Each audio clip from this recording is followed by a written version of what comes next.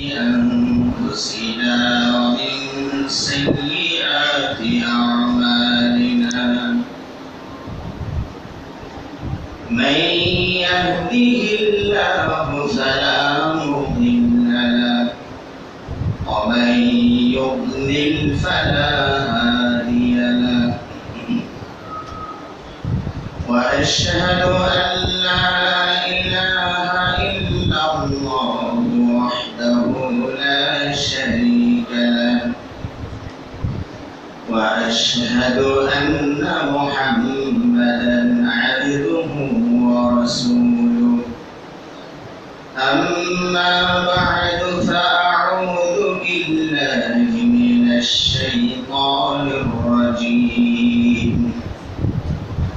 بسم الله الرحمن الرحيم هل أتاك حديث الغاشية وجوه يومئذ خاشعة عاملة ناصبة تصلى نارا حامية تسقى من عين آنية ليس لهم طعام إلا من ضريع لا يسمن ولا يغني من جوع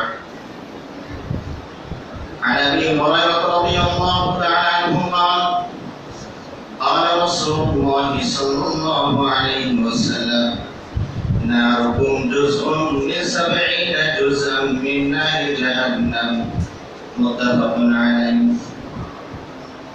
الحمد لله সমস্ত প্রশংসা যাবতীয় গুণগান মহান আল্লাহ সুবহানাহু ওয়া তাআলার জন্য, যিনি মানুষের ভালো এবং মন্দ উভয় কর্মের প্রতিদানের ব্যবস্থা রেখেছেন। সে রব্বুল আলামিনের কৃতজ্ঞতা এবং শুকরিয়া জানাচ্ছি আলহামদুলিল্লাহ।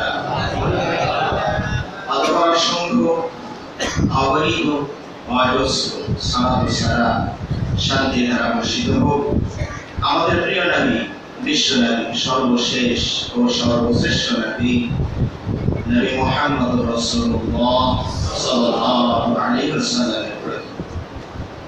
সমবেত সম্মানিত মুসলিমবৃন্দ, আজকের এই পবিত্র খুতবায় আমি আপনাদের সামনে যে বিষয় নিয়ে আলোচনা করার ইচ্ছা পোষণ করি সেটি হচ্ছে সূরাতুল গাশিয়ার আলোকে কিয়ামত ও জাহান্নাম। এই সূরাতুল গাশিয়া এর একটি বিশেষ গুরুত্ব রয়েছে। আল্লাহ নবী সাল্লাল্লাহু আলাইহি ওয়াসাল্লাম প্রতি জুমায় প্রথম রাকাতে সাব্বিহ ইসমা রাব্বিকাল আ'লা সূরাতুল আ'লা তেলাওয়াত করতেন। দ্বিতীয় রাকাতে হাল আতাকা হাদিসুল গাশিয়া, বেশিরভাগ এই দুটো সূরাই তেলাওয়াত করতেন। এমনকি ঈদের সালাতেও তিনি এই দুটো সূরা পাঠ করতেন। ঈদ এবং জুমা কখনো যদি একই দিনে হয়ে যায়, শুক্রবার জুমাবার, তাহলেও নবী সাল্লাল্লাহু আলাইহি ওয়াসাল্লাম দুই সালাতেই এই দুটো সূরা তেলাওয়াত করতেন। বোঝা গেল এই সূরা দুটির গুরুত্ব কত বেশি। তার মানে যে সকল সাহাবারা নবী সাল্লাল্লাহু আলাইহি ওয়াসাল্লামের পিছনে ইক্তেদা করছেন, সালাত আদায় করছেন, তাদেরকে সাপ্তাহিক একটা ডোজ হিসেবে এই সূরা দুটো যেন পাঠ করতেন। আলহামদুলিল্লাহ, সাহাবারা আরবিয়ান ছিলেন, আরবি ভাষা তারা বুঝতেন। নবী সাল্লাল্লাহু আলাইহি ওয়াসাল্লাম তেলাওয়াত করলে তারা বুঝতেন যে আজকে আল্লাহর পক্ষ থেকে কি মেসেজটা আসলো। কিন্তু আমাদের কিছুটা সমস্যা, যেহেতু আমরা আরব দেশের মানুষ নই, আমরা আরবি ভাষা তেমন বুঝিও না। আমাদের ইমাম সাহেবরা যদি প্রতি জুমায় এটা তেলাওয়াত করে, আমাদের মনোভাবটা কেমন হয়? আমাদের মনোভাবটা এমন হয় যে ইমাম সাহেবের কণ্ঠটা যদি সুন্দর হয় তেলাওয়াতটা যদি মাশাআল্লাহ সুন্দর কণ্ঠে পড়ে তাহলে একটু ভালো লাগে যে না সে সুন্দর কণ্ঠে তেলাওয়াত করেছে। আমাদের মজাটা যেন শুধু কণ্ঠের ভিতরেই সীমাবদ্ধ হয়ে গেল। কিন্তু আল্লাহ যে কি বললেন, কি যে চিঠি এটা পাঠ হলো, মেসেজটা কি ছিল আমরা কেউ বুঝলাম না। বোঝার যে একটু চেষ্টা থাকা দরকার সেটাও মনে হয় আমাদের মানুষেরই আছে। তো সাহাবারা এই যে সাপ্তাহিক একটা ডোজ হিসাবে, দার্স হিসাবে সালাতের ভিতর থেকে দুটো সূরা আল্লাহ কি বলেছে তা এখানে নিয়ে শতবার সুবহানাল্লাহি ওয়া বিহামদিহি সুবহানাল্লাহ। আমাদের উচিত পড়াশোনায় মনোযোগী হওয়া। এখন ইন্টারনেট, ফেসবুক ইত্যাদি আমরা মহা ব্যস্ত, পড়াশোনার তেমন কোনো সুযোগ নাই। শুধু এটা দেখো, ওটা দেখো, এটা দেখো, এদিকে করতে করতে সময় আমাদের শেষ হয়ে যাচ্ছে। অথচ আল্লাহর প্রথম যে নির্দেশ সেটা কিন্তু সালাত আদায় করার কথা ছিল না, সেটা কিন্তু ভালো ব্যবহার, আচার ব্যবহার এগুলো ছিল না। আগে জ্ঞান আগে আহরণ কর, জ্ঞান আগে আহরণ কর, পড়ো পড়ো পড়ো। আমরা সর্বপ্রথম পড়াটাই ছেড়ে দিলাম, বাকি আমরা সমাপনী করার চেষ্টা করছি। সালাত পড়ি, আলহামদুলিল্লাহ, সওম রাখি। প্রথম যে নির্দেশটা আল্লাহর ছিল সেটা থেকে আমরা বর্ষণ, আর এটাই হলো অধঃপতনের সূচনা। আর একটা জাতি যদি পড়া থেকে সরে যায় সে জাতির আর কাছে ভালো কিছু আশা করা যায় না। এমনকি আমরা সবাই যদি শুধু আমাদের প্রতি আস্থাশীল হয়ে যায়, এই ইসলামটা তখন ঠাকুর মার্কা ইসলাম হয়ে যাবে। যা বলে খালি সুবহানাল্লাহ বলার দায়িত্বটা আপনাদের। এই যদি হয় আমাদের চরিত্র বৈশিষ্ট্য, তাহলে হিন্দুর মাঝে আমার মতো মুসলমানের মাঝে কোনো পার্থক্য থাকবে। ওরা রামায়ণ, ধর্মগ্রন্থ ওদেরকে অচ্ছুত বলা হয়, কাজ করাই যাবে না ধর্মগ্রন্থ, কাজ করলেই কাফারা দেওয়া হয়। কিন্তু আমাদের ধর্মগ্রন্থ আলহামদুলিল্লাহ এটা কোনো আলেম ওলামাদের পকেটের জিনিস নয়, এটা আপনিও পড়বেন। আলেম ওলামা সঠিক কথা বলছেন কিনা এটা যাচাই বাছাই করার মতো ন্যূনতম যোগ্যতাটা আমাদের অবশ্যই থাকবে। তাহলে দেখা যাবে যে কোন আলেম ওলামা শাক দিয়ে মাছ ঢাকতে পারবে না। আমি প্রথমে আপনাদেরকে আহ্বান জানাবো, আজকের সূরাটার কিছু আয়াত হয়তো আমরা আপনাদের সামনে ব্যাখ্যা করার চেষ্টা করব, বাকিটুকু আপনারা পড়ে নেবেন। তাফসীরে কাসির আছে, আহসানুল বায়ান আছে, ফাতহুল মাজিদ আছে, এরকম আপনার সংক্ষিপ্ত যে তাফসীরগুলো আছে সেগুলো থেকে বাকিটুকু আপনারা পড়ে নেওয়ার চেষ্টা করবেন। আল্লাহ আমাদের সবাইকে তৌফিক দান করুন, আমিন। সম্মানিত ভাই, আমাদের মাঝে বর্তমান সমাজে পাপ প্রবণতা বাড়ছে না কমছে? বেড়ে যাচ্ছে। কারণটা কি? কারণটা হচ্ছে আমরা এই দুনিয়াটাকে সর্বা মনে করেছি, এসেছি চলে যাব, শেষ, এরপরে আর কিছু নাই। থাকলেও যে বিশ্বাসটা আমাদের ভিতরে আছে সেটা মারাত্মকভাবে খুনে ধরেছে, ওটা পোকা খেয়ে ফেলেছে, মানে খান অবস্থা, ঝাঁঝরা হয়ে গেছে। যার কারণে আমাদের এই অধঃপতন, আমরা পাপের দিকে ধেয়ে মানে দ্রুত ধাবিত হচ্ছে। আমরা পরকাল, আখিরাত, মরণের পরে যে একটা জীবন আছে সেটা আমরা দেখবি ভুলে যেতে বসেছি। মক্কাবাসীরাও এই একই নীতি দিয়েছিল। মক্কার কাফেররা এই হাড্ডিগুলো মাটিতে রাখার পর পচে গলে মাটির সাথে মিশে যাওয়ার পরে কে আবার এটাকে চিন্তা করে? কার ক্ষমতা আছে? আজ পর্যন্ত একটা মানুষও তো চিন্তা করবে না। মুহাম্মদ এগুলো বলে কি? আজব কথা, অবাস্তব কথা। আমার উপরে আমি এই কথাটার উত্তর কি সুন্দর করে দিয়েছে, কোনো ঝগড়া নেই, ফাসাদ নেই। আল্লাহ আমি শান্তভাবে উত্তরটা দিয়ে দিলেন, কুল ইউহিহাল্লাযী আনশাহা আউওয়ালা মাররা। সূরা ইয়াসিন শেষের দিকে এগুলো পাবে। আল্লাহ বলছেন, নবী আপনাদেরকে বলে দিন যে শোনো, এই যে পুনরায় তিনি বানাবেন প্রথমবার যিনি বানিয়েছিলেন। সুবহানাল্লাহি ওয়া বিহামদিহি সুবহানাল্লাহিল আযীম। এবং আল্লাহ হাদিসে বলছেন, ওয়ালাইসা আউয়ালুল খালকি বিআহওয়ানা আলা আল্লাহি মিন ইআদাতিহি। পুনরায় সৃষ্টি প্রথম সৃষ্টি পুনরায় সৃষ্টির যে সহজ ছিল না। একটা জিনিস আপনি বানাবেন, আবিষ্কার করবেন, তার প্রথম পর্বটা পার হওয়াটা কঠিন, কিন্তু আপনি যখন মোটামুটি একটা ডিজাইন করে ফেলেন, স্ট্রাকচার তৈরি করলেন, এরপরে ওইরকম আরেকটা বানানো অথবা এটাকেই ভুলে এলোমেলো করে আবার নতুন করে বানানো, কোনটা কঠিন কোনটা সহজ? কঠিন যদি কিছুটা হয় সেটা প্রথমটা হবে, পরেরটা নয়। তারা বলছেন, নবী সাল্লাল্লাহু আলাইহি ওয়াসাল্লাম বলছেন যে কঠিন যদি আল্লাহর কাছে কোনো জিনিস হতো সেটা প্রথমটা হতো। প্রথম যেহেতু আল্লাহ তোমাকে বানাতে পেরেছে, পরেরটা আল্লাহ পারবেন না, এটা কেমন কথা? সুবহানাল্লাহ, সুবহানাল্লাহ। বরং এই প্রযুক্তি, এই ক্ষমতা কিছুটা কোন সাইডে আল্লাহ রাব্বুল আলামিন মানুষকেই দিয়ে রেখেছে। সুবহানাল্লাহ, বিহামদিহি, সুবহানাল্লাহ আযীম। মানে এই যে তৈরি জিনিসটাকে ভেঙে চুরমার করে আবার সুন্দর করে বানানো, এরকম ব্যবস্থাপনা মানুষই দান করেছে। আমরা দেখবেন সকালবেলা আমরা তো পেপসি খেয়ে, কোকা কোলা খেয়ে, পানি খেয়ে, ইত্যাদি খেয়ে পলিথিন গুলো, ওই যে ঠোঙ্গা গুলো, বোতল গুলো রাস্তাঘাটে ফেলে দিয়ে চলে গেল। আর কিছু গরিব মানুষ আছে তাদেরকে ঢাকার ভাষায় টোকাই বলে, ওরা ওগুলো কুড়িয়ে নিয়ে যায়। একটা পিঠের উপরে একটা বস্তা নিয়ে এসে ওই টোকাই বোতলগুলো কুড়াচ্ছে। কি করবে বোতলগুলো? আমাদের ঢাকার ভাষায় বলে ভাঙ্গারও দোকানে বিক্রি করবে। ভাঙ্গা চোরা যারা কেনে তাদের দোকান ওরা বিক্রি করে 2-4 পয়সা উপার্জন করবে। ওরা কিনে কি করবে? তারা আবার ওটাকে চাপড়া দিয়ে ভেঙে চুরমার করে আরো বড় কোম্পানির কাছে বিক্রি করে দেবে। এই ময়লা আবর্জনা সংগঠিত এই সকল জিনিসপত্রগুলো নিয়ে মেশিনের ভিতরে দিয়ে পুরোটাকে চূর্ণ বিচূর্ণ করে গলিয়ে, যেটা ময়লা আবর্জনা সেটাকে একটা রাস্তাতে বের করার ব্যবস্থা আছে, ওটা দিকে বের হয়ে যাবে।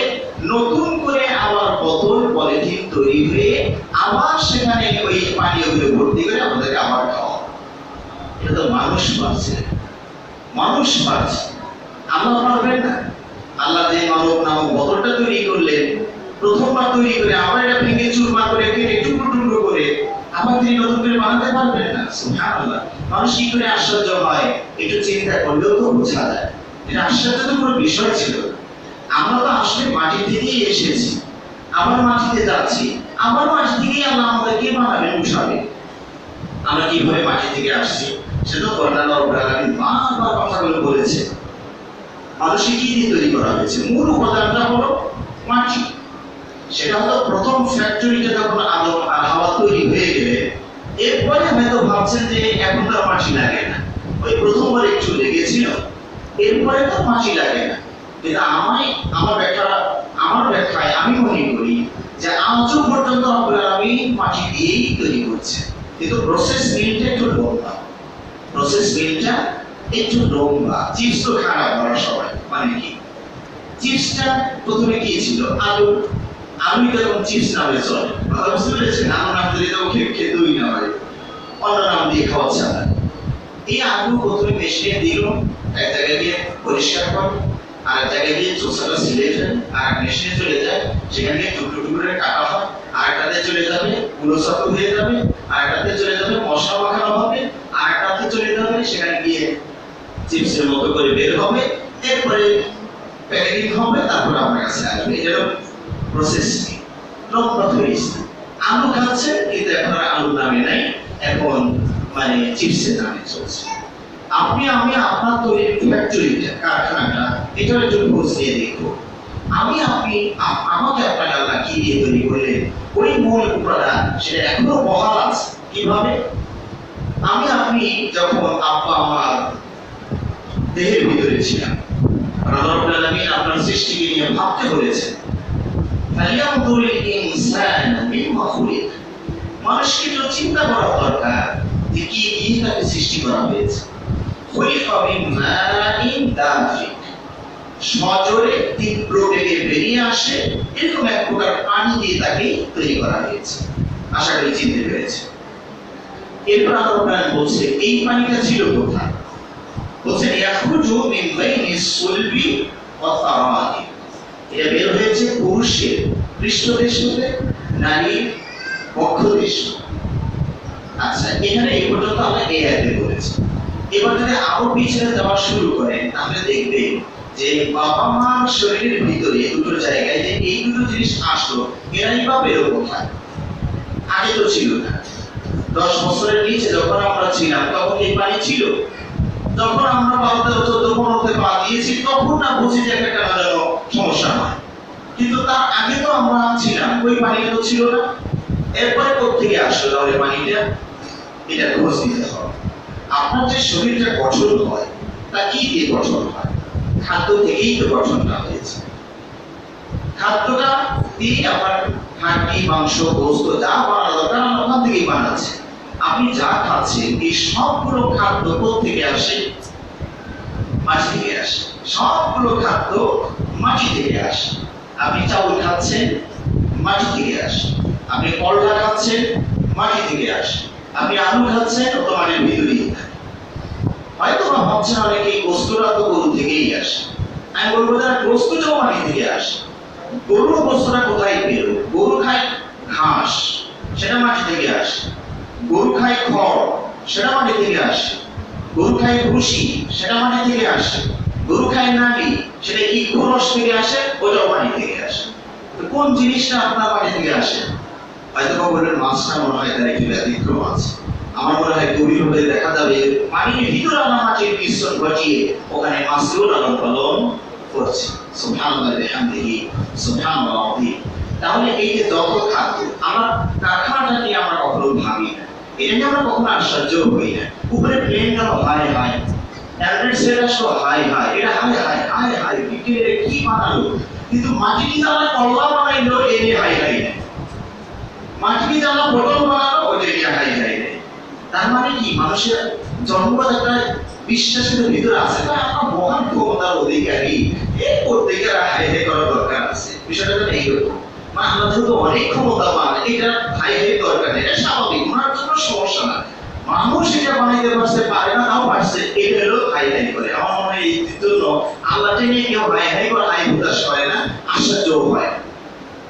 তাহলে আব্বা, আম্মা, নারী, পুরুষ যে খাবারগুলো গ্রহণ করলে সেটা কোথেকে আসলো? মাটি থেকে আসলো। এবার আপনার শরীরের ভিতরে যাওয়ার পরে পরিপাক তন্ত্রের মাধ্যমে আল্লাহ রাব্বুল আলামিন হজম করে যেটা অতিরিক্ত হয়ে গেল তরল গরম করে দুটো পানি দিয়ে বের করার ব্যবস্থা করে দিই। যেটা শরীরের জন্য প্রয়োজন সেটা রেখে দিই। সেটা দিয়ে ক্যালসিয়াম তৈরি হচ্ছে, সেটা দিয়ে রক্ত তৈরি হচ্ছে, কারো হাড়ি তৈরি হচ্ছে, কারো গোস্ত তৈরি হচ্ছে, এবং সেখান থেকে মানব তৈরির উন্নত মানের উপকরণটাও তৈরি করা হচ্ছে। সুবহানাল্লাহি ওয়া বিহামদিহি সুবহানাল্লাহ আযীম। তাহলে দেখুন, আমরা মানুষ এখানে দুনিয়াতে ছিলাম না, এইরকম ছিলাম না। কোথায় ছিলাম? তাহলে মাটিতে ছিলাম। প্রসেস মিলের মাধ্যমে মাটি থেকে খাদ্য থেকে বাবার গান বেঁচে আসলাম, এরপরে পানি হলাম, এরপরে জমাট বাঁধা রক্ত হলাম, এরপরে গোস্ত হলাম, এরপরে রূহ আসলো, ড্রাইভার আসলো, মারপেট নামক গ্যারেজ থেকে বের করলো। এরপরে দুনিয়াতে আমরা এখন চলছি, ফিরছি, আমরা কি করছি? আবার যখন ড্রাইভারটা বিদায় নিবে, যেহেতু নবায়নের কোনো সুযোগ নেই, দুনিয়ার ড্রাইভারের মেয়াদ শেষ হলে নবায়ন করার সুযোগ থাকে, কিন্তু আমার গাড়িটা যে চালায় তার মেয়াদ শেষ হলে নবায়নের কোনো সুযোগ নেই। উনি যখন চলে যাবেন, চাকরির মেয়াদ শেষ, চলে যাবে, আল্লাহ ডাক দিবেন, তোমার মেয়াদ শেষ, গাড়ি আর চালানো লাগবে না, তুমি চলে আসো। চলে যাবে, আপনার আমার কোনো তোয়াক্কাও করবে না, চলে যাবে। আপনি আমার নিথর দেহের মতো মাটিতে পড়ে থাকবো, কোনো ক্ষমতা নেই, কোনো শক্তি নেই, এখান থেকে নড়াচড়া করার কোনো ক্ষমতা আপনার নেই। আত্মীয় স্বজন, গ্রামবাসী মেহরবানি করে দয়া করে আপনাকে ধরাধরি করে নিয়ে বাকি প্রসেসটা যদি কমপ্লিট করে, তাহলে আপনি মাটি পর্যন্ত যেতে পারবেন না। আপনার সাথে মাটি পর্যন্ত যাও, সবাই আদরে মানে সসম্মানে আপনাকে মাটিতে রেখে আসে। তাহলে দেখুন তো, ছিলাম কোথায়? মাটি। ছিলাম মাটি, আবার হব মাটি, মাঝখানে কিছুদিন হাঁটা আর হাঁটি, এতে আমরা আত্মভোলা পেয়ে গেছি। আল্লাহকে প্রশ্ন করা শুরু করেছে যে এটা মাটিতে গলে বসে যাওয়ার পরে কে এটা বানাবে? তো প্রথম কে বানিয়ে? কে বানালেন? রাস্তাটা দুটাই, ওই মাটি থেকে প্রসেস মিল দিয়ে মানুষ বানিয়ে আবার মাটিতে গিয়ে মিশিয়ে দিয়েছে মাটির সাথে। আবার তিনি ওখান থেকে তৈরি করবেন। সুবহানাল্লাহি ওয়া বিহামদিহি সুবহানাল আযীম। আল্লাহর একটা সাউন্ড বোমা শুধু ফাটবে, একটা সাউন্ড বোমা। আল্লাহর সাউন্ড বোমা দুই দিকে কাজ করে, ভাঙারও কাজ করে, গড়ারও কাজ করে। আমাদের সাউন্ড বোমা শুধু ভাঙার কাজ করে, কিন্তু আল্লাহর সাউন্ড বোমাটা গড়ারও কাজ করে, ভাঙারও কাজ করে। ইসরাফিল আলাইহিস সালাম একটা সাউন্ড বোমা ফাটাবেন, বিকট শব্দে সব কিছু তছনছ হয়ে একাকার হয়ে যাবে। আবার যখন অর্ডার হবে তার একটা সাউন্ড বোমা ফাটাবো, তখন দেখবেন সব আবার কবর থেকে উঠে হাসরের ময়দানে দৌড়াচ্ছে। সুবহানাল্লাহ সুবহানাল্লাহ। সুতরাং মরণের পরে আমাদের আবার জীবন আছে, এখানে ভালো মন্দের বিচার হবে। কারণ ভালো মন্দের চূড়ান্ত বিচার আমাদের দুনিয়াতে হয় না। দুনিয়াতে ভালো মন্দের চূড়ান্ত বিচার হয় না। একটা খুনি নাম ধরেও বলা যেতে পারে এরশাদ শিকদারের নাম কেই না যায়, খুলনার যে সন্ত্রাসী মানুষটা কত মানুষকে নির্মমভাবে হত্যা করে সর্বশেষ তাকে ধরে একবার ফাঁসিতে ঝুলিয়ে দিলেন। হয়তো বা 1000 জন নাহলে 100 জন মানুষকে সে খুন করেছিল, একবার ফাঁসিতে ঝুলিয়ে দিলে এটা বিচার হয়ে গেল? বরং একজনকে সে জবাই করেছিল। আমাদের যদি আমার ক্ষমতা থাকে ওকে একবার জবাই করতে হবে, কারণ ওকে একবার মেপে মেপে যে পরিমাণ ব্যথা ওকে দিয়েছিল ওই পরিমাণ মেপে মেপে ব্যথা তোমাকে দেবে। এই কি আমাদের পক্ষে সম্ভব? আরেকজনকে মাথায় বাড়ি দিয়ে মেরেছো, আরেকজনকে গুলি করে মেরেছো, কত জনকে কতভাবে কষ্ট দিয়েছো, এটা ফাঁসিতে একবার ঝুললো সব কাফারা হয়ে গেল? এখানে বিচার চূড়ান্ত করা সম্ভব নয়। আপনি ভালো মানুষ, কারোর সাথে কোনো দ্বন্দ্বে লিপ্ত নন, নিজের যা পান খান, মানুষের সাথে আচার ব্যবহারও ভালো করে। হঠাৎ করে দুর্বৃত্ত আপনার বাড়িতে রাতের অন্ধকারে প্রবেশ করে আপনার পরিবারের সবগুলো মানুষকে নির্মমভাবে হত্যা করে চলে যায়। তাহলে এই লোকগুলোদের ভালোভাবে চললে প্রতিদান কোথায় পাবে?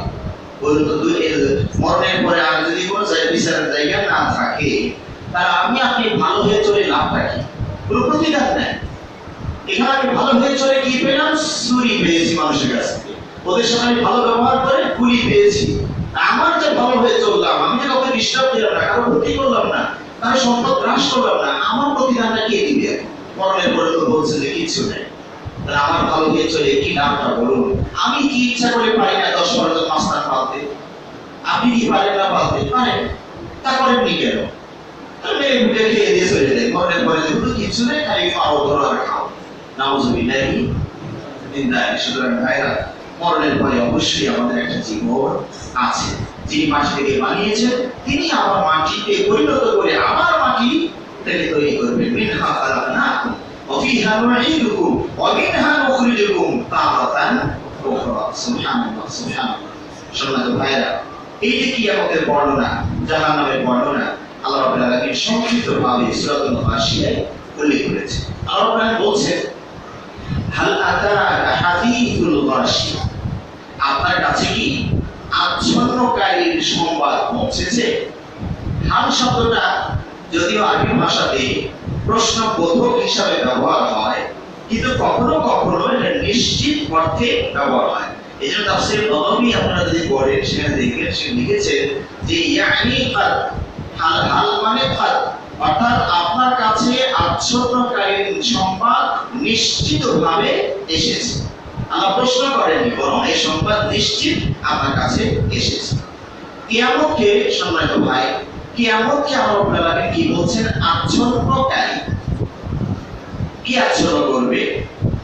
আচ্ছন্নকারী মানে কিয়ামতের ভয়াবহতা এমনই তীব্র থেকে তীব্রতর, এমনই ভয়াবহ, এমনই ভয়ঙ্কর যে সেখানে আপনার ব্রেন সুস্থভাবে কাজ করবে না।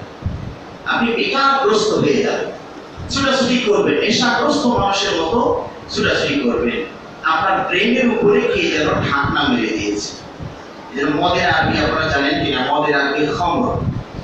খমর মানে ঢাকনা, ঢাকা। যেহেতু মদ খেলে মানুষের ব্রেনটা ঢাকা পড়ে যায়, মাকে বউ মনে করে, বউকে মা মনে করে, উল্টো পাল্টা কথা বুঝতে পেরেছে? যে ব্রেনটাকে ঢাকা ঢেকে ফেলে, এই জন্য মদের নাম খমর। মেয়েরা যে ওড়নাটা ব্যবহার করেন এটার নাম আরবিতে খেমাও, তার মানে ওই যে মাথার ঢাকনা, মাথার ঢাকনা এটা। তো ঠিক কিয়ামতকে আল্লাহ রাব্বুল আলামিন ঢাকনা হিসাবে তুলে ধরেছে। এটাও আচ্ছন্নকারী, আবৃতকারী। কেন? ওই যে আপনার ব্রেনকে আচ্ছন্ন করে ফেলবে, আবৃত করে ফেলবে।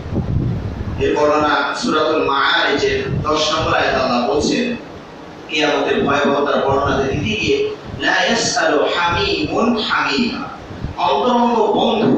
অন্তরঙ্গ বন্ধুকে দেখে হাল হকিকত কিচ্ছু জিজ্ঞেস করবে। সবাই যার যার মতো ব্যস্ত, মহা ব্যস্ত। জিজ্ঞেস করো, ভাই কেমন আছে, কোনো সমস্যা আছে নাকি, থাকলে আমাকে একটু জানাই। আমরা দুনিয়া থেকে একটু বলি, কিছু হলে আমাকে জানাই, দেখবি পরেরটা। কিন্তু কিয়ামতের দিন আপনার যতই অন্তরঙ্গ বন্ধু থাক, কেউ কারো হবে লা ইয়াসআলু হামীমুন হামীমা, কেউ কাউকে জিজ্ঞেস করবে না ভাই কোনো সমস্যা আছে কিনা, কারণ উনি নিজেই সমস্যার ভিতরে, উনি আবার আরেকজনের খোঁজ দিবে কোথেকে। আল্লাহ রাব্বুল আলামিন সূরা আবাসার শেষের দিকেও কিছুটা বর্ণনা দিয়েছে কিয়ামতে। সেখানে বলা হয়েছে ইয়াউমা ইয়াফিরুল মারউ মিন আখি, সেদিন ভাই ভাইকে দেখে পলায়ন করে। সাধারণত ভাইয়ে ভাইয়ে দ্বন্দ্ব থাকলেও অন্য কোনো মানুষ যদি এসে ভাইয়ের গায়ে হাত তোলে, তাহলে ভাইয়ের কিন্তু এখানে চুপ থাকতে পারে। আমরা ভাই ভাই মারামারি দ্বন্দ্ব করিস না, আমাদের ব্যাপার। তুমি এখানে এসে আমার ভাইকে মেরে দিয়ে চলে যাবা, আমি চেয়ে দেখবো, এটা কিন্তু সাধারণত ভাইরা মেনে নেবে। কিন্তু কিয়ামতের ভয়াবহ চিত্রটা এমন, ভাই ভাইকে দেখে পলায়ন করবে। অউম্মিহি ওয়া আবি, মা থেকেও পালাবে, বাবা থেকেও পালাবে। অসাহিবাতিহি ওয়া বানি, স্ত্রী থেকেও পালাবে, সন্তান থেকেও পালাবে, কেউ কারো না। এই হচ্ছে কিয়ামতের চিত্র। এটা কোনো সংবাদ বলছি না যে এটা বা সত্যতা যাচাই করার জন্য আবার একটা কমিটি গঠন করে দেবে। এটা চূড়ান্ত রিপোর্ট, এটা চূড়ান্ত রিপোর্ট, এখানে কলম ধরার কোনো সুযোগ নেই। তো আমার উপরে আমি এই কিয়ামতের বর্ণনা সূরাতুল হজ্জের শুরুর প্রথম 2 আয়াতে এখানে কিছুটা করেছে। আল্লাহ বলছেন, ইয়া আইয়ুহান নাস, মানুষেরা, ইত্তাকু রাব্বাকুম, তোমাদের পালনকর্তাকে তোমরা ভয় করো। ইন্না সালসালাতাস সাআতি শাইউন আযীম, নিশ্চয় কিয়ামতের ভূমিকম্পটা একটা মারাত্মক বিষয়। আল্লাহ যদি বলে মারাত্মক, তাহলে বিষয়টা কত বড় হবে চিন্তা করেছে? আল্লাহর কাছে কোনটা মারাত্মক? গোটা দুনিয়া ধ্বংস করে দিলে ওইটা আল্লাহর কাছে মারাত্মক নয়। এটা অনচুয়ে ব্যাপার। আমাদের কাছে যখন যেটা নরমাল কোনো বিষয় থাকে, আল্লাহর কাছে সবই তো নরমাল। কিন্তু সেই আল্লাহ যদি বলে এটা মারাত্মক বিষয়, তাহলে মারাত্মকতার কতটুকু যাবে হিসাব করে দেখেছেন, কত কিলোমিটার যাবে এটা? আল্লাহু আকবার, আল্লাহু আকবার। আল্লাহ বলছেন, ইয়াওমা তারাউনাহা তাযহালু কুল্লু মুরদিআতিন আম্মা আরদাআত ওয়া তাদ'উ কুল্লু যাতি হামলিন হামলাহা ওয়া তারান নাসা সুকারা ওয়া মা হুম বিসুকারা ওয়ালাকিন্না আযাবাল্লাহি শাদীদ। আল্লাহ বলছেন, সেদিন তোমরা দেখবে, ইয়াওমা তারাউনাহা তাযহালু কুল্লু মুরদিআতিন আম্মা আরদাআত, সেদিন তোমরা দেখবে প্রতিটি দুগ্ধধাত্রী মা কোলের শিশুকে এই ভয়াবহ চিত্র দেখে ছুটাছুটি করে কখন যে কোন দিকে চলে যাবে, ছিটকে পড়ে যাবে বাচ্চাটা, মা টেরই পাবে। সুবহানাল্লাহ, সুবহানাল্লাহ। সম্মানিত ভাইরা, বন্যা প্লাবিত এলাকায় বাঁধ ভেঙে হঠাৎ করে যদি বাড়িঘর চলে যায়, ডুবে যায়, বাবা মা সর্বোচ্চ ভাবে চেষ্টা করে নিজে ডুবেও বাচ্চাটাকে উপরে ধরে রাখার চেষ্টা করে, যে 2 মিনিট হলেও বেশি যেন আমার বাচ্চাটাই বাঁচে। সেই মা কিয়ামতের ভয়াবহতা এতই প্রকট যে কোলের শিশু কখন ছিটকে পড়ে গিয়েছে কোথায়, তার কোনো খবর থাকবে না। এরপর আল্লাহ বলছেন, ওয়াতাদার কুল্লু যাতি হামলিন হামলাহা, সেদিন প্রত্যেক গর্ভবতী মা তারা প্রসব করে ফেলবে, টেরই পাবে না কখন প্রসব হয়ে গিয়েছে। সম্মানিত ভাই, গর্ভ বা প্রসব করা এটা একটি মারাত্মক কষ্টকর বিষয়। আমরা যেহেতু ছেলে হয়েছি, তো আমাদের বোঝার ব্যবস্থাটা কম আছে, কিন্তু মেয়ে যদি হতাম তাহলে কিছুটা বোঝার আশাবাদ ছিল বা সুযোগ ছিল। এই জন্য একবার এক মেয়ের, তার যখন সন্তান হচ্ছিল পূর্বক্ষণে, যে ব্যথার তীব্রতা আমি অনুভব করছিলেন, তখন তিনি চিৎকার করে বলছিলেন যে আমি আর কোনোদিন আমার মার সাথে খারাপ আচরণ করব না। কারণ মা আমাকে প্রসব করার সময় তাহলে যারা যন্ত্রণা কষ্ট করেই আমাকে প্রসব করেছে। সুবহানাল্লাহ। তবে জানি একটা ব্যবস্থাপনা ব্যবহার করে শুরু হয়ে গিয়েছে।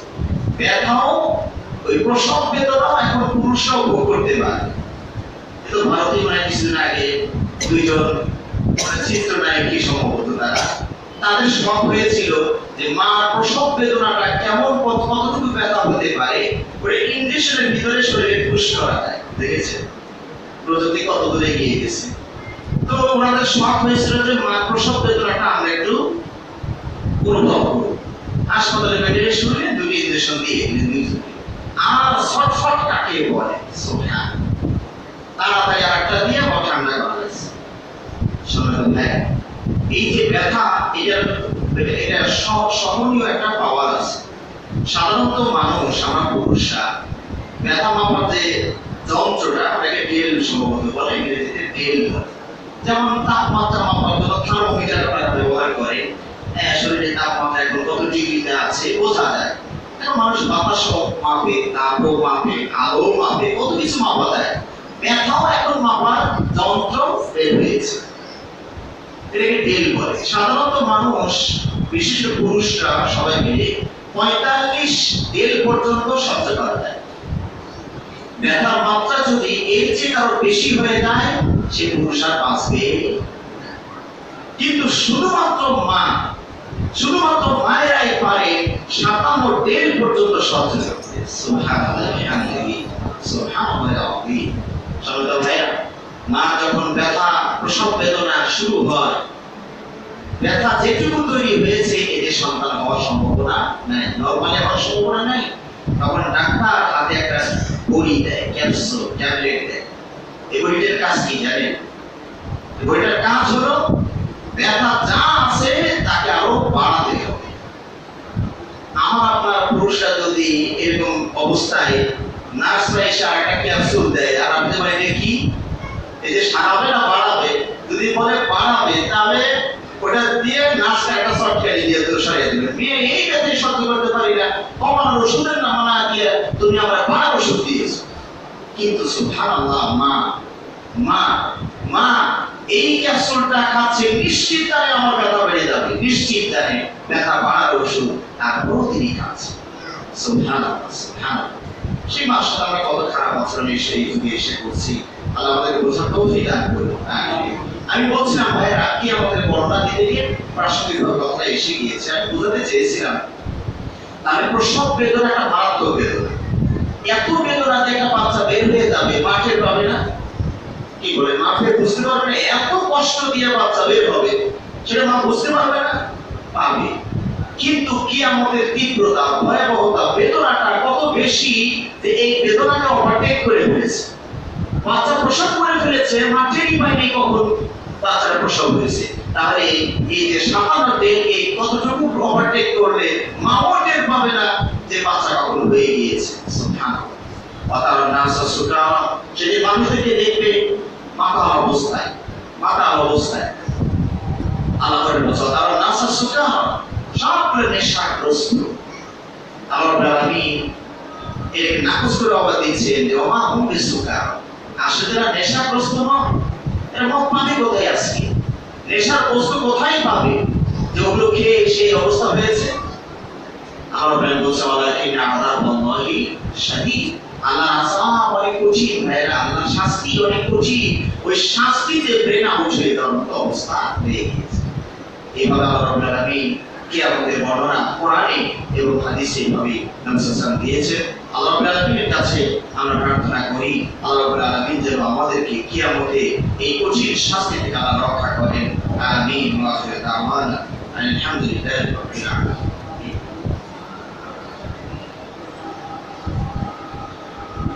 إن الحمد لله وحده والصلاة والسلام على من لا نبي بعده وعلى آله وأصحابه ومن تبعهم بإحسان إلى يوم الدين أما بعد। সম্মানিত দিনী ভাই সকল, সূরাতুল গাশিয়া বলা যায় প্রথম আয়াতের তাফসীরটা আমরা কিছুটা করেছি।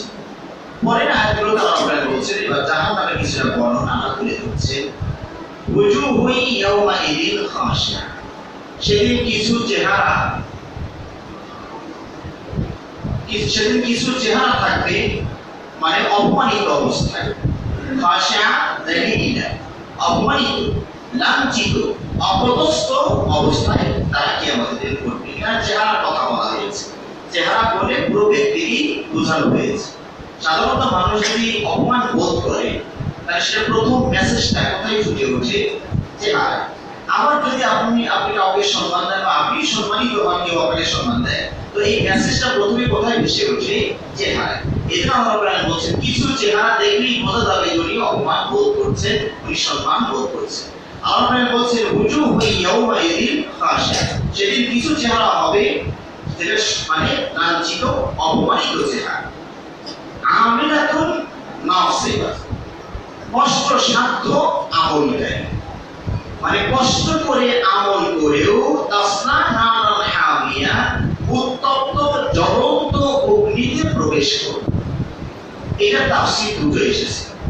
আমিলাতুন নাসিবা তাফসীর দুটো। একটি হচ্ছে দুনিয়াতে যারা বিদআতের সাথে সংশ্লিষ্ট, শিরকের সাথে যারা জড়িত, এরাও কিন্তু আমল করে, কষ্ট করে করে, অনেক কষ্ট করে বিদআতগুলো করতে হয়। হ্যাঁ, দেখবেন না জিকির করতে করতে অবস্থা একবার লাফালাফি করে, হ্যাঁ, গাছের লাফ মেরে ওঠে, কত কষ্ট লাগে। হ্যাঁ, কিন্তু সাহাবাদের এই হালত ছিল না। তাই এই হালত আসলে করতে কোনো নবী রাসূলের ছিল না। এই হালত থেকে আসলো ভাইরা। এটা আমি আগেই বলেছি, এগুলো নিয়ে আপনার চিন্তা করতে হবে। আশ্চর্যের তো কিছু নাই, আশ্চর্য হবে তখন যখন কোরআন হাদিসের সাথে মিলবে। তো এই যে কষ্ট করে তারা ইবাদত করছে, বিদআত, যেটা নিশ্চিত বিদআত হবে, নিশ্চিত এটা শিরক হবে, কষ্ট করে আমল করার পরও তাদের ঠিকানা হবে কোথায়? জাহান্নাম। এটা একটা ব্যাখ্যা। আরেকটি ব্যাখ্যা হচ্ছে যেটা ইবনে উতাইমিয়া রাহিমাহুল্লাহ এবং শাইখুল ইসলাম ইবনে তাইমিয়া রাহিমাহুল্লাহ এই ব্যাখ্যাটাকে এখন যেটা বলবো আর কি, সেটাকেই প্রণিধানযোগ্য মনে করেছেন, এখানে গ্রহণযোগ্য, এটি বেশি যুক্তি দিয়ে 7টা যুক্তি উপস্থাপন করেছেন, যাতে বোঝা যায় এই ব্যাখ্যাটাই সঠিক হওয়ার সম্ভাবনা। সেটা হলো তিনি বলছেন যে আল্লাহ রাব্বুল আলামিন জাহান্নামকেও দুই ভাগে ভাগ করেছেন। জাহান্নামী যারা হবে তারা দুই শ্রেণী। এক মানে দুনিয়াতে যেমন কেউ জেলখানায় গেলে দুই রকম সাজা হয়, সশ্রম কারাদণ্ড, বিনাশ্রম কারাদণ্ড। কেউ আছে জেলখানায় থাকবে, বসে বসে থাকবে, খাবে। আর কেউ আছে তাকে কাজ করানো হবে, শাস্তি হলো কাজ করাতে হবে। জেলখানায় যদি কাজ না থাকে তো আমাদের শোনা কথা আমরা শুনেছি, চাউল এক জায়গায় মিক্স করে দিয়ে আবার বাঁচতে দেয়, তুমি বাঁচো, কারণ শাস্তি হলো সাজা দেওয়া, আমার কাজ করানো, এর শাস্তি। কাজ নাই, ডাইভার্সের এক জায়গায় মিক্স করে দিয়ে তুমি বাঁচতে থাকো, সারাদিনই কাম করো বসে বসে। তো জাহান্নামের ভিতরেও দুই রকম সাজা আছে, একটা হলো সশ্রম আর একটা হলো বিনাশ্রম।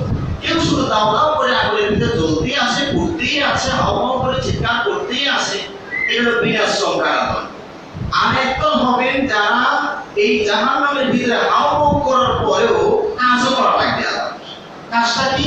এই বেড়িতে নিয়ে ওই জাহান্নামী গলায় লাগিয়ে দাও, হাত পড়া পড়াও, এটা শিকড়টা টেনে নিয়ে যাও। এই যে এমনি তো শাস্তির মধ্যে আছে, তারপরেও আবার তাকে এই শাস্তিগুলো দেওয়া।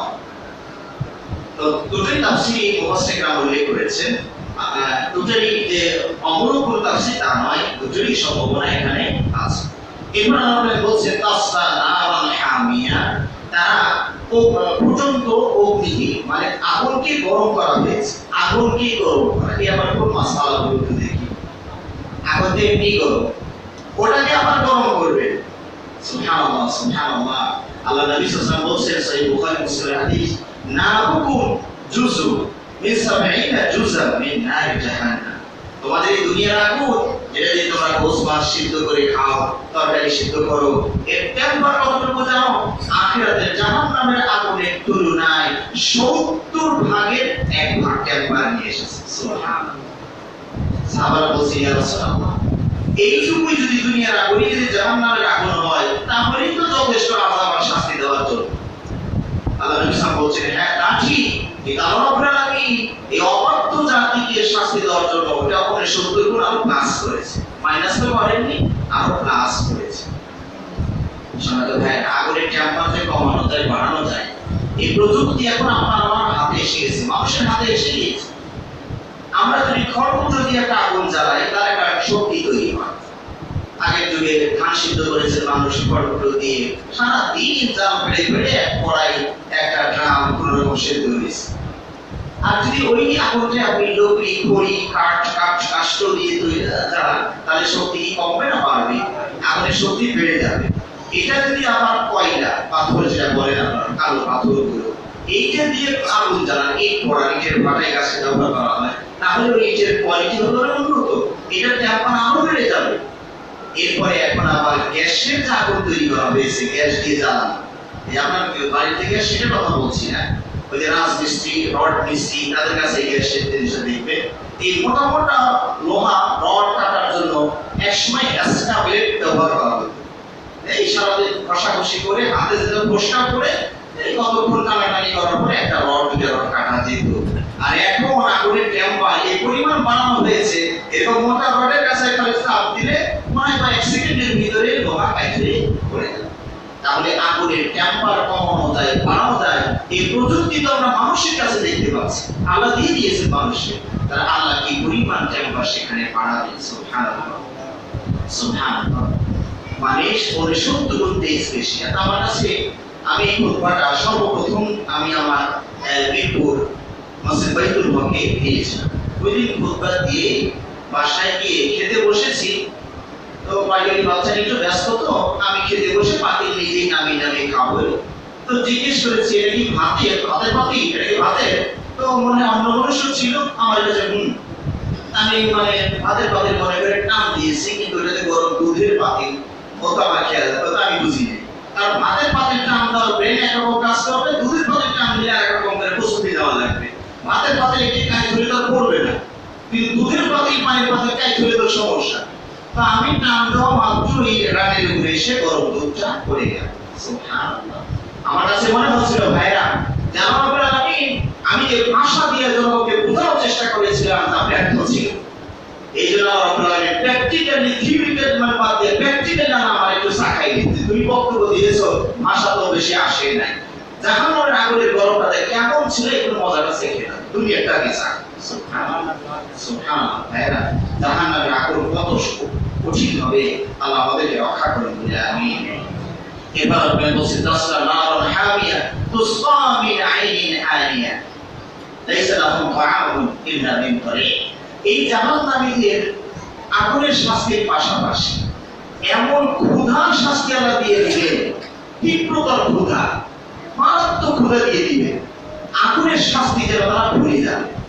ক্ষুধার শাস্তিটা এত মারাত্মক হবে যে আগুনের শাস্তি যেন ভুলে যাবে। এখন খাওয়া লাগবে কিছু, চিল্লা চলা করছে, খাবার খাদ্য ক্ষুধা লাগছে, চিৎকার করছে।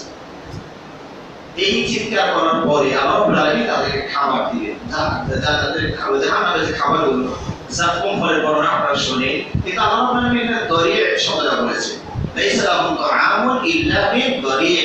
এই দরি কেমন? এটা হলো দেখতে একদম বিশ্রী, দেখতেই বিশ্রী, স্বাদটা হলো তিক্ততায় ভরা, গন্ধে কেমন মরার লাশ, পচা লাশের যেমন গন্ধ এরকম গন্ধ, সাথে কাঁটা, মারাত্মক বড় বড় কাঁটা দিয়ে ভরপুর, এরকম বিশ্রী দুর্গন্ধময় পচা ভয়ঙ্কর কাঁটা সম্বলিত খাবার তাদের সামনে দেওয়া হবে।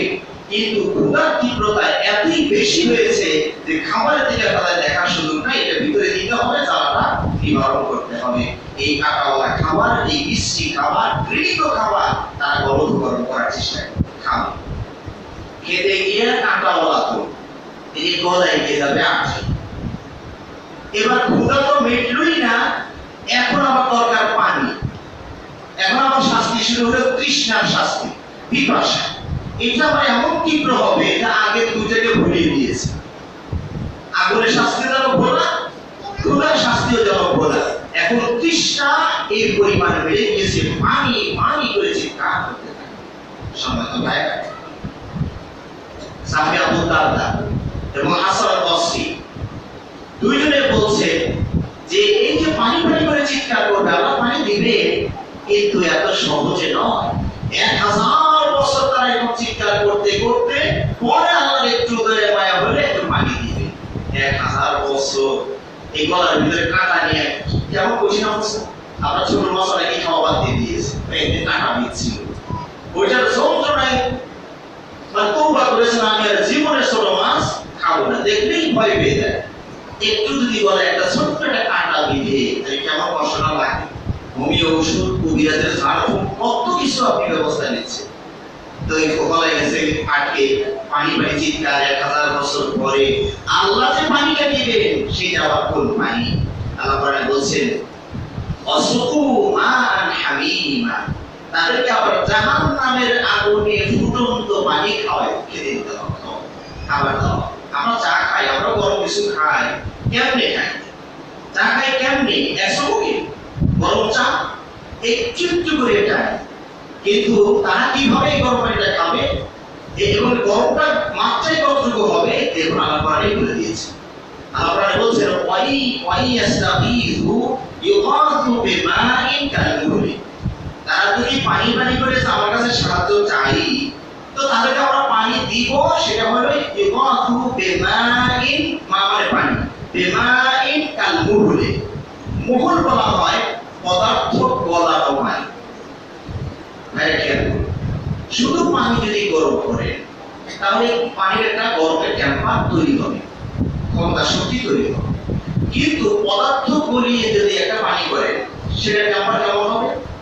আপনি লোহাটাকে গলিয়ে পানি বানিয়েছেন, তামা দস্তাকে গলিয়ে পানি বানিয়েছে, নরমাল এক পানি এখানে যে 100 টা দেওয়া হয় সেটা কতটুকু মারাত্মক হবে?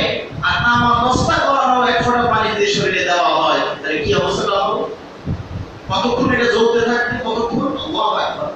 আল্লাহ কোরআনে বলেছেন, এটা আমার হাদিসও নয় যে আপনি সহি জয়ী নিয়ে ভাববেন যে আমি মশা বলে যাই যে সহি না জয়ী যাচাই বাছাই করে মানতে হবে, হ্যাঁ প্রবণতা ভালো, এটি তো আমরা বলি যে সহি না জয়ী হাদিসের ক্ষেত্রে যেহেতু শত্রুরা ওখান থেকে আক্রমণ করার চেষ্টা করেছে তো ওখানে প্রতিহত করার আলেম ওলামা আল্লাহ তৈরি করে দিয়েছেন, সহিটা আমরা মানব। কিন্তু আমি যেটা এখন বলছি সেটা হাদিস নয়, সেটা কোরআন বলছে ওয়াই ইয়াস্তাগীযু ইউগাযু বিমাইন কালমুহলি ইয়াশফিল উজুহ।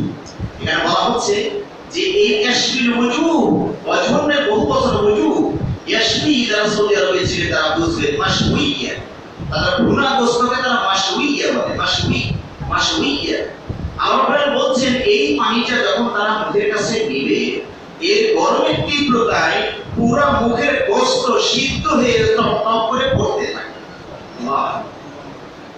হাদিসের উপর বর্ণনা এসেছে কারো এমন হবে যে পানিটা মুখের কাছে দেওয়ার সাথে সাথে গরমের চোটে উপরে ঠোঁটটা পলটা রেখে মাথার উপরে গিয়ে বসে থাকে, পুরো ওখানে গোস্ত সরে গিয়েছে, নিচেরটা নিচের দিকে ঝুলতে থাকবে, এখানে হাঁটি কয়টা দেখাতে থাকে।